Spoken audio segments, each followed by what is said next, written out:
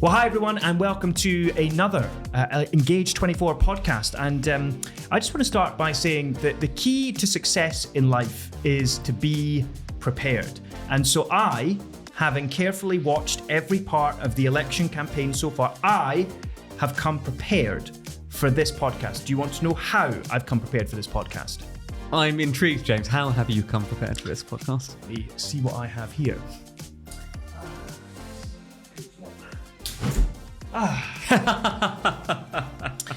Now, can you explain to those watching why I have an umbrella and why this is proof that I am the most prepared man in Westminster?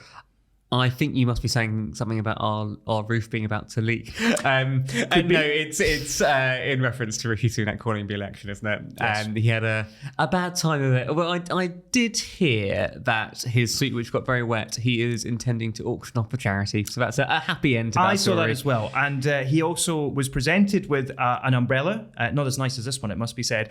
This, by the way, was a birthday present from my wife's granny. So how nice is this? And it's from Next, and it's just lovely. It's got a wooden handle, good size. This is exactly the kind of umbrella that a thoughtful team might have given to their illustrious leader just before he steps out into the rain in order to announce a general election. It was quite the way to start an election campaign, wasn't it? Yeah, it's probably not really. There as well. I wasn't going to keep up for the whole podcast, Peter, just for the first bit as a big laugh to get us going. I think that's a relief. Yeah, it's not really the start you're looking for, was it? In terms of the optics of that are not great. Kind of when you're getting the newspaper captions, reading things can only get wetter the following day. It's quite funny. It was quite funny. I have actually enjoyed some of the social media content from the various parties. Actually, can we just pause and acknowledge that when it comes to an election and election campaigns and politicians all going out and trying to win votes, that platforms like X and Instagram and TikTok, they're never better.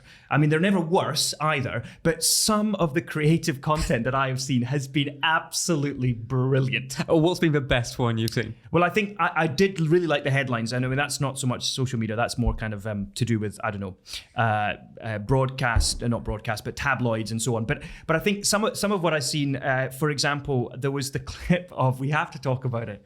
We have to talk about the Alan Partridge moment. And I have watched this clip again and again and again and again. And this was Victoria Derbyshire interviewing the Conservative MP, no longer an MP, of course, a candidate now, Steve Baker. And she asked him what he would do if he lost the election. And without missing a beat,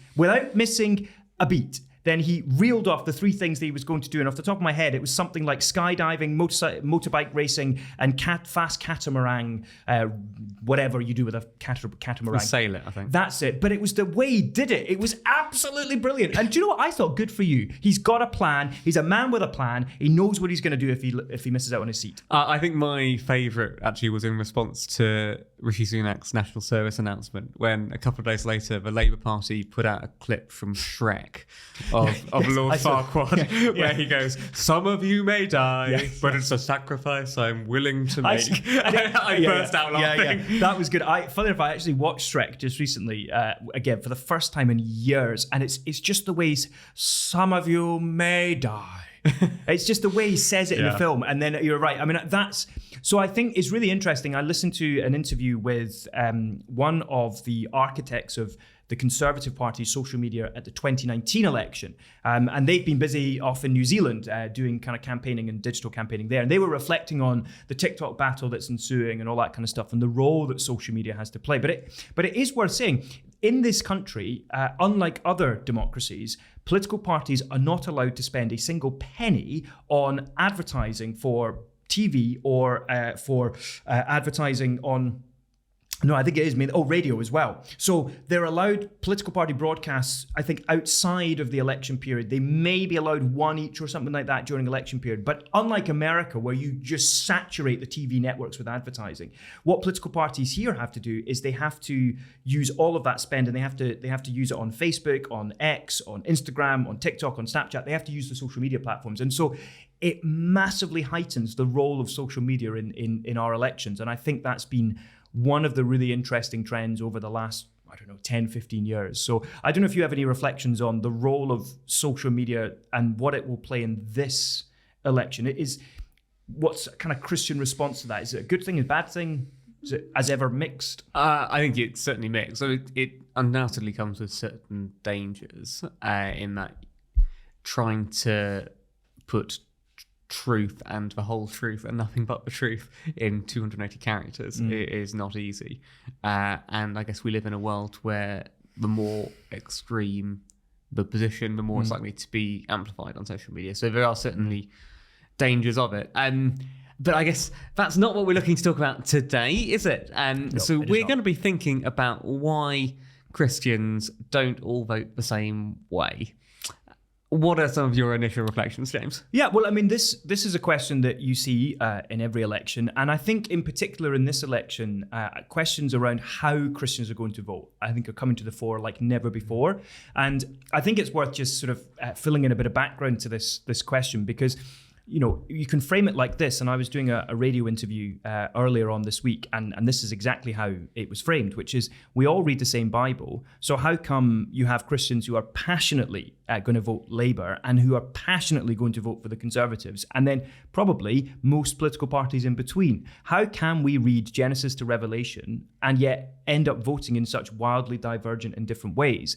And tied in with that is the bigger question around, well, how do Christians vote? And I think on that front, we're indebted to the religious think tank Theos, who have published some new data and new research into Christian voting habits. And I was just fascinated to learn that, for example, it's actually true. The Anglicans are the Tory party at prayer, that they do skew towards the Tories, but also to learn that actually from the Free Church perspective, it is a bit more mixed. And also to learn that Roman Catholics who used to traditionally vote Labour almost en masse, that again, it's become more fragmented. And so when you look at the holistic picture of faith communities and how they vote, you're left with a really interesting tapestry effect where actually you can't say religious communities belong to one tradition or another.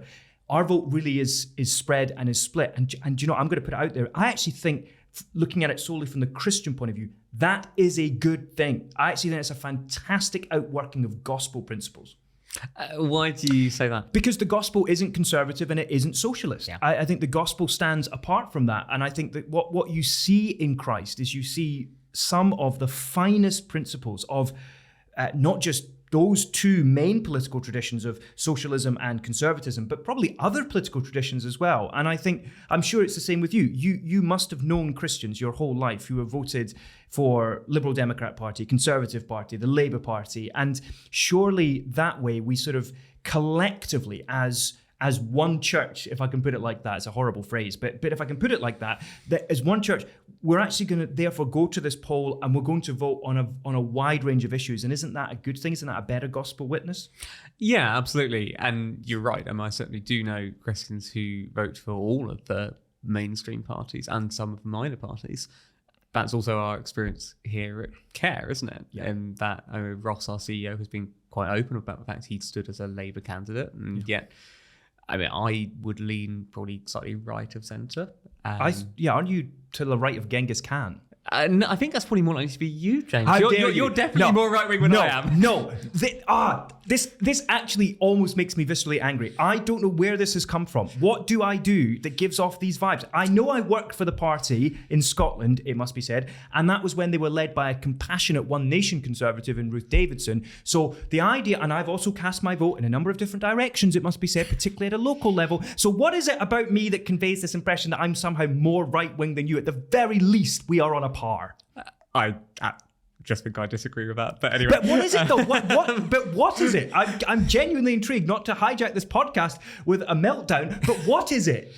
I think it's your general manner. It's the kind of, I don't know what the noun is. Your strident tone perhaps might suggest you might be more right-wing. Well, but anyway, this is beside the point. It is beside the point, but I do think there's a, perhaps we can circle back to this. There's a really interesting book, I think it's been edited by Nick Spencer and from Theos and someone else as well. But one of the essays in it talks about how, biblically speaking, that government is both good and government is limited. And I remember when I first read that, I remember apart from clearly the very big right-wing part of me, applauding the word limited, I remember thinking, well, actually, what does that word mean in that context? And it doesn't mean necessarily small state. It means rather that there are other authority structures that God has designed. And so that even within that, even that's the basic biblical principle, government is good, government is limited. Even within that, that is big enough and broad enough to embrace people who actually think the state should be more interventionist and should be more involved in people's lives. So I get that is a fascinating illustration of exactly what we're basically saying, isn't it? Yeah, and I guess when it comes to Christians voting in different directions, one of the phrases which I think I've always found very helpful, but the Bible is written for us, but it is not written to us. And so the Bible is not written to an audience in 21st century Britain who are working out how to vote in an election. It is written for us in that we might benefit from the principles which it puts forward, but then it's one of God's great gifts that we are then able to discern which party we think best reflects his heart.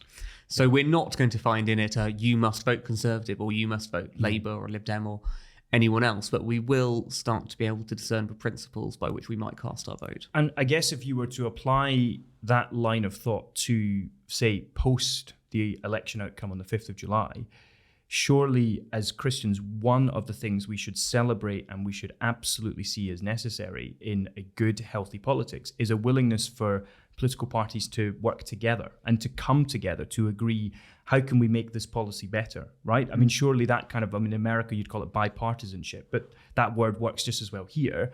And I remember back in 2010 when the Conservatives were the largest party, but they entered a full coalition with the Liberal Democrats. I remember quite a few Christians in the churches I was familiar with actually thought this was fantastic. This was ideal because then you'd get a working government that had a majority, but you'd sort of have, in their mind, the worst excesses of one party balanced out by the best of another party and vice versa. And so that's just, again, that perhaps takes us into questions around our voting system and first past the post. And it should Christians support, for example, proportional representation? But maybe there's another podcast in that. So, but I mean, any thoughts on that? Yeah, I think we've said before that Jesus would find things to affirm in every party and he would find things to critique in every party.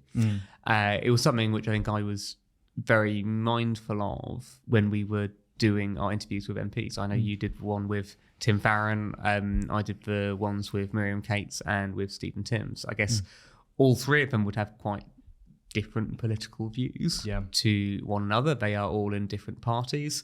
Miriam is quite happy as a Christian in the Conservatives, Tim in the Lib Dems, and Stephen in the Labour Party. Jesus would not have been a card-carrying Conservative, nor would he have been singing about hoisting the red flag flying high. He would have been a Liberal Democrat, is what you're saying. Because I don't know quite what the equivalent thing is for the Lib Dems. But yeah, there would be stuff in each one which he would be able to support and to criticise. Can I use a line? This is not mine. Just again, someone used it in an interview that I was involved in, a sort of panel discussion. They were asked the question, how would Jesus vote? And it was very, very amusing because all three of us on the panel ended up giving classic politicians' answers, but this particular individual, they said that Jesus is able to walk on water, so by definition he is a floating voter, which I did think was quite good. I thought I could use that. One of the interesting things I think also with those MP interviews is we asked, I think, each of them the question, well, why as a Christian are you in the party you are in? And obviously we get different answers. So for Miriam, I remember she was talking about the importance of sort of freedom of speech, freedom of conscience, how she feels that she's able to speak her mind in a Christian way on some of the kind of big issues of today. So I guess one of the big things she's spoken out about is the potential danger of gender ideology, and she feels best able to do that within the Conservative Party. Stephen's answer was more based around the idea of fairness, and I assume within that kind of he means things like equality of opportunity. I assume he meant sort of a greater emphasis on fairness when it comes to wealth distribution. So there are different reasons why Christians end up in each of these parties. What are some of your thoughts on, say, the benefits to being a Conservative or a Labour voter or a Lib Dem voter from a Christian perspective? Well, I guess from the Conservative vantage point, you are all about conserving and respecting the value of institutions and seeing them as good and necessary. You might recognize the need for reform of said institutions, but you think that actually the way to make progress is to respect our past, respect our heritage, respect our history, learn lessons, of course, but to not necessarily think that everything from the past is bad and bleak and awful. And I think, again, from a Christian perspective, looking back is a really good Christian thing to do.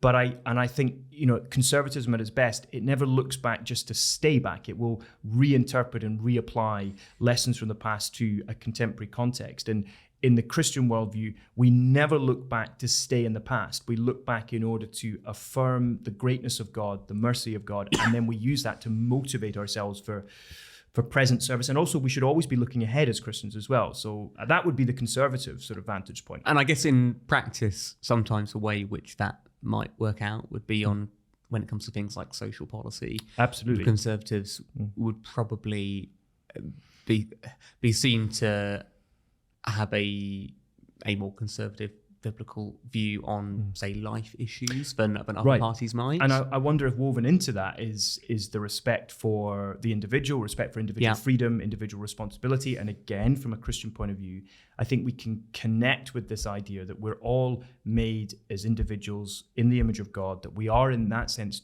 to a degree autonomous beings. And so therefore it is right that we are able to kind of use the minds that God has given us to make our own mind up about a whole vast range of things and to have freedom within that. And I think that chimes perhaps more naturally with a conservative bent, this broad idea that the state can be involved in regulating the market, it can be involved in regulating our lives, but it should adopt a light touch. And the default should be towards less state involvement. Whereas I think in the sort of Christian socialist tradition, which is what the Shadow Business Secretary, Jonathan Reynolds, when he was asked, are you a socialist? He said, I'm a Christian socialist. Now, he's not wrong in that there is a very strong Christian tradition of socialism within the Labour Party. And I think where that is different is it ultimately wants the same end goal in some senses. It wants a prosperous society. It wants a healthy society. Well, so do conservatives. The difference is how do you get there? And I think the Christian socialist tradition would perhaps believe that in order to achieve greater fairness and distribution, in order to make sure that the plenty that God has given us in an abundant world is not hoarded by the rich and never reaches the poor, the economically poor, that you need a strong state to be the sort of the middle actor in that, so that they would negotiate with the rich in order to release more of that capital, release more of those goods, and then they would help to distribute it so that those who are furthest from accessing whatever it might be, that's the way that you can spread wealth and you can spread equality. And so there again, I think there's things you can chime with there. You look at the Old Testament, you see the principles of actually the people were commanded that they were to make sure that they were to leave a proportion of their agricultural gain so that the poor could glean the field and pick up what was left. We see Ruth doing that, for example, in that beautiful story of Ruth the Moabitess who marries Boaz. But also I think you see it as well in this idea that, we talked about it before, but God actually says, like, there's abundance in what I've created. Like, there shouldn't be any poor among you. But then in the next verse, there are the poor among you. And so how do we, and I think the Christian socialist tradition would say, if you're going to help the poor, you need a strong state to intervene. Yeah, I actually find myself, as someone who does lean to the right politically, being really challenged in a helpful way. Right. By, say, what Labour, or even to some extent what the Lib Dems would be saying around the distribution of wealth. I guess within the Old Testament, we see that in the society which God comes up with various good laws for, the Israelites were, say, not allowed to charge interest to one another. There is not supposed to be inequality in the nation of Israel. So I do find myself really challenged on that. I mean, I found it really interesting when we were writing the topic primers, which you can find on the website. I think I ended up doing the one on the economy. And even within Old Testament Israel, there is a balance between what we might call a hand up and what we might call a hand out. Yeah. If my wife were here, she'd be doing her best Margaret Thatcher impression at this point. Yeah, sure.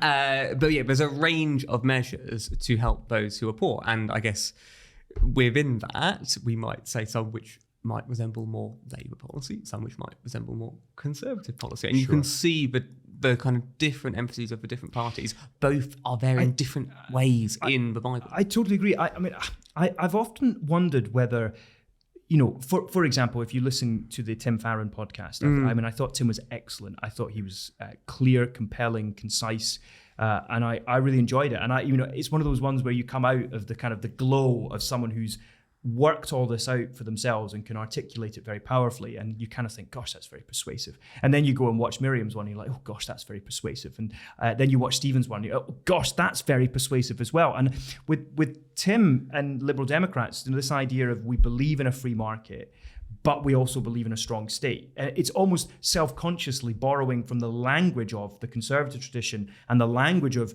the socialist tradition and offering that classic third way of, we're the best of both worlds. And I find that really, really interesting. Is the difference really between the parties sometimes just a difference of language, of the words that they use? Now, I think it is more than that. But I remember, for example, sorry, I'm wittering on here, but I remember I did a dissertation on the political speeches of Tony Blair and David Cameron when they were leaders of the opposition. And what struck me was two big conclusions. One was that the language of the left, the field that Tony Blair could kind of pull from, was just more positive, was more open-hearted, was more generous than the language of the right that David Cameron could pull on, which, one was the language of brotherhood and sisterhood and fraternity and equality and togetherness and, comrade. The other was the language of, responsibility and, paying your taxes and low taxes are good and, spending your money wisely and prudence and economic restraint. And I'm exaggerating, but I felt that within that, the language of the left is just more appealing.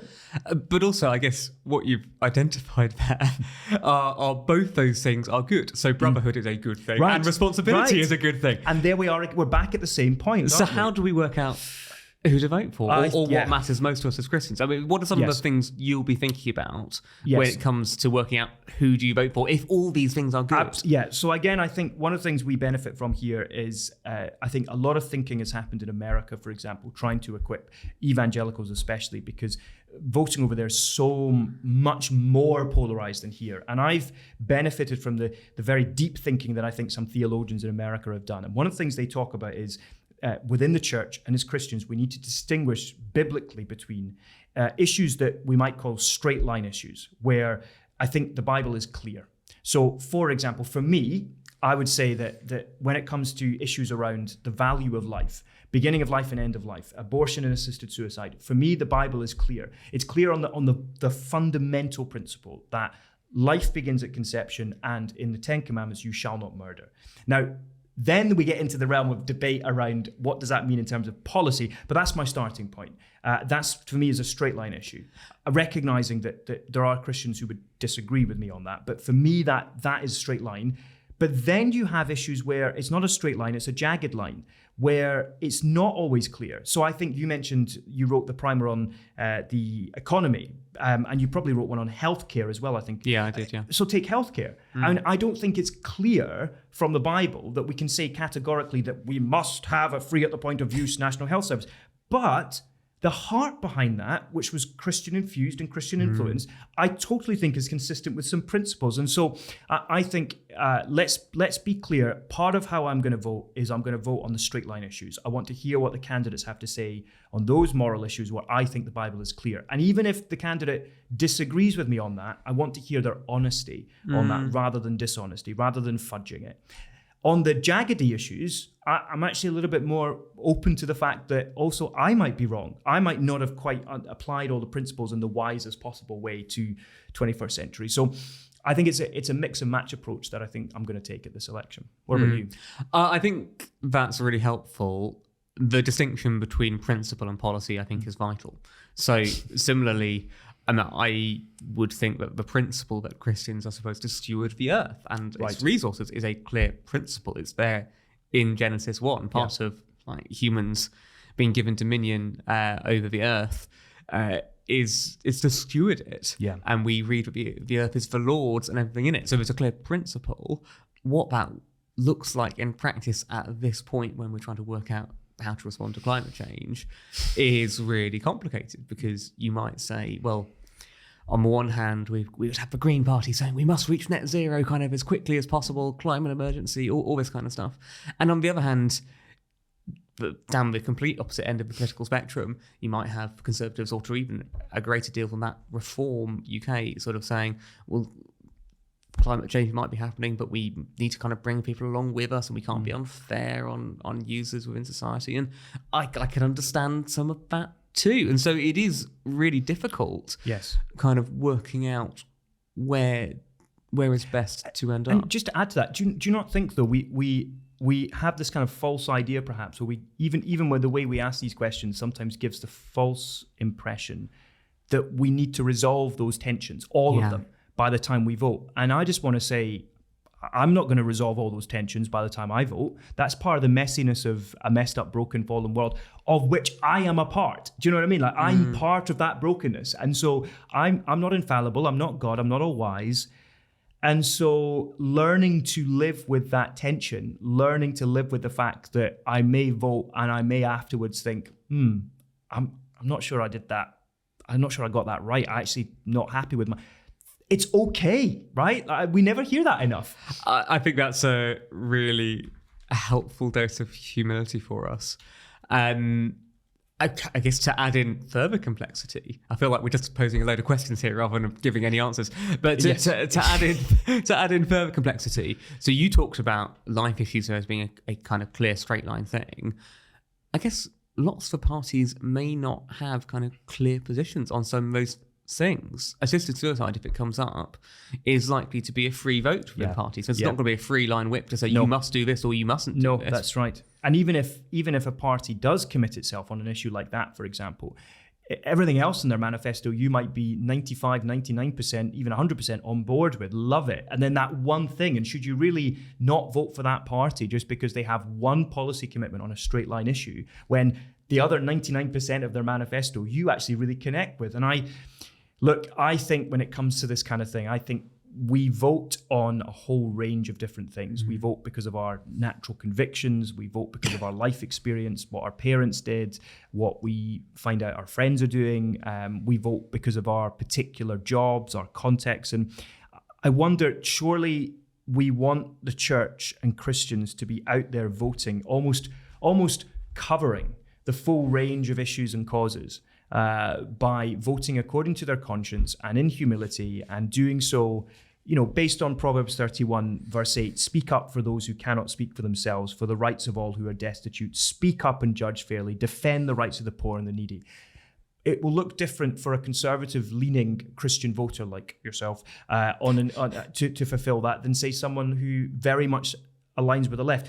But I want you both to go out, and I want you to vote with that verses in your mind. Vote for your neighbour, for love of neighbour, and do so based on your political leanings. And I sort of think that's okay. Yeah, I agree. And I think you used a very helpful word in that, which was conscience. Right. And different Christians' consciences are not the same. We're going through Romans currently in our small group, and I think next week we're going to be doing Romans 14, where Paul... I see you turned to it as well. I've got it there. Romans 14. Romans 14, where Paul says, let each one be convinced in his own mind. And I think on some of these things, that it's going to have to be the way we vote, is we're just going to have to be convinced in our own mind, because there isn't a perfect Christian party. Exactly. And do you know what, Peter? I so often think to myself that, we hunt for these answers as if there's silver bullet answers, but actually take it from us. We work for Care. We're involved in the messy business of trying to apply the better story in the Bible to a broken world, and it is not always straightforward and easy. Yeah. And that's part of being mature and living in this messed up world, and that's okay. And I wonder as well, again, if we're going to talk about all of these things, we may as well say, I think what we can be clear on is that we've got to approach it prayerfully. We've got to be praying, not just as individuals, but praying with one another, praying as churches as well. So, Care's 40-day prayer guide to the election, which you can download for free from engaGE24.org.uk, and has gone down an absolute storm from what I've picked up, is a fantastic resource to really give you creative ideas for how you can pray. But we would just urge you, please cover this election in prayer. Yeah, and I think also if you're trying to work out which party you most align with, which I am because it's not clear. Then, all right, conservative over here. If you are trying to work out which party you best align with, then please do use some of the resources on our website. A really helpful first place to go might actually be our topic primers, where you can sort of read about the principles we've been talking about across a wide range of issues, whether that is the environment or education or the economy or life and death. We've got some really great stuff on there, so please do read those articles. But also, you can also have a go at our engaGE24 quiz. Have you done it yet, James? Well, yes, I have. I did it before we launched it, and so I will biding my time to do it again in an even more comprehensive way to get my final outcome that will then determine how I vote at this election. We should also say we are not allowed to tell you how to vote, which is why we have called it "Which Party Do You Align With?" rather than saying "Here's who you should vote for." I mean, look, yes, absolutely, and again, CARE is completely politically neutral. I think one of the amazing things so far has been more than 10,000 people have taken the quiz. So if you're not one of them, become one of them, and then why not share it? Share the quiz so that other people can benefit from something that I think is a really fun, interactive part of our engaGE24.org.uk election resource. So yeah, it was also really great to see it take off a little bit on Twitter over the weekend, getting all these people who would not normally engage with CARE resources, and yet the quiz is just a kind of really fun thing for them to do, and they're all sharing their results. So do check that one out. You can answer questions on the things or the policy areas which matter most to you, and then work out which party probably best fits your positions on them. So do have a go at that one. Absolutely. And we're under 5 weeks away now from the election day itself, from polling day, and there's still manifestos to come. There's still loads to come. So keep coming back to engaGE24.org.uk because we will keep it updated and we'll be adding new content. And you mentioned the Christian MP interviews. It's just so worth 25 minutes of your time to just listen to Miriam, Tim, and Stephen reflect, the wonderful way in which Christian convictions can lead you to different places politically. But actually, the other thing you'll notice when you listen to all three is there's so much that binds them together as well. And that's a great thing. Yeah, and I think also one of the really helpful things with engaging with those interviews is it touches on an area which we haven't covered today. So we talked about sort of how parties' policies might inform which way we vote. We haven't talked about actually electing candidates and particular personalities. So that's a really kind of helpful thing for us to bear in mind as well. I guess another thing which, say, the quiz can't do is the quiz can't take into consideration whether you think a government is going to be capable of enacting the policies it puts forward. So it's fine to put forward a bunch of great policies, but if you can't actually then make them come to fruition, it's not much good. So those are all things to be thinking about as well when it comes to casting your vote in 5 weeks' time. James, I feel like we probably ought to be wrapping up. There's so much more we could say. But we have another 5 weeks worth of podcasts to go. We do. Absolutely right. And, I'm still running on the same adrenaline that fueled me when we launched the website. And I'm pretty confident it will see me through the next 5 weeks as well. I think if that's the case, heaven help the rest of us. Thank you so much, Peter. And thank you all of you for listening, for watching, for sharing, for enjoying this podcast, for letting us know that you're enjoying it. And don't forget, engaGE24.org.uk. Spread it. Fantastic. See you soon, James. See you.